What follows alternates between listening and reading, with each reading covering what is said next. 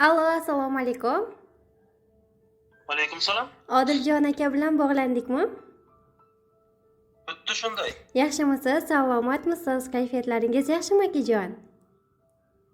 Shukr, rahmat. Bezovta qilib qo'ymadimmi ayni damda sizni? Yo'q, Rahmat. yo'q. Akajon, ayni daqiqalarda biz sizga yaqinlarimga tabrik loyihasidan qo'ng'iroq qilmoqdaman. Ushbu loyiha boshlovchisi Azizaxon bo'laman. Sizni bugungi shukronalik ayyomlaringiz payg'ambarimiz Muhammad Mustafa sallallohu alayhi vasallamga ummat bo'lgan 37 yoshingiz bilan chin qalbimizdan muborakbod etamiz.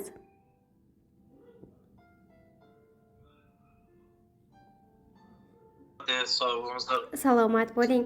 Akajonim, doimo oila a'zolaringiz, barcha yaqinlaringiz vaqtiga sog' salomat bo'ling. Ilohim umringiz uzoq, tanijoningiz sog'-omon bo'lsin. Bugun loyihamizga aynan siz tomon yetkazishim kerak bo'lgan juda ham chiroyli tabriknoma, dilnoma xatlar yetib kelgan ekan. Shu o'rinda bir savol bilan murojaat qilaman. Nima deb o'ylaysiz? Bugungi ayyomingiz bilan kimlar sizni noodatiy tarzda tabriklayotgan bo'lishlari mumkin akajon? Taxminlaringiz bormi? Singillarim bor. Xudoga shukr. Qaysi birlardan ko'proq kutyapsiz?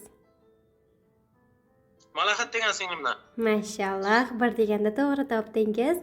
Albatta bu tabriknomani jamiki yaqinlaringiz, jigarlaringiz, opa-singillaringiz Dilafruzxon, Dilfuzaxon, Xolidaxon, Ma'muraxon, Sevinchxon opajonlar, bolalaringiz Gulixon, Gulsevarxon va barcha yaqinlaringiz hamrohligida sizni juda ham hurmat qilib, qadrlab, borligingizni baxtim deguvchi mehribon jigargo'shangiz, singiljoningiz Malohatxon opajonim yo'llab qolibdilar albatta.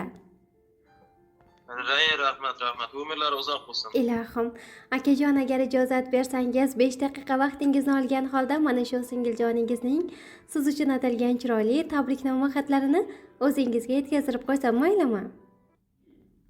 Nima bu? Xo'p, bo'ladi. Marhamat akajonim. Siz bor yashnab yuribman aka. Mening foydam uchun hakamsiz. Men tanigan dunyoda hamma akalarning zo'r akamsiz. Assalomu alaykum, qadrli akajonim. Bu hayotdagi qalqonim. Sizni bugungi tavallud kuningiz bilan chin qalbimdan, bor mehrim bilan samimiy muborakbod etaman. Doimo sog' salomat bo'lib, bizlarni suyashda davom etib, maslahatlaringizni berishda aslo charchamang aka.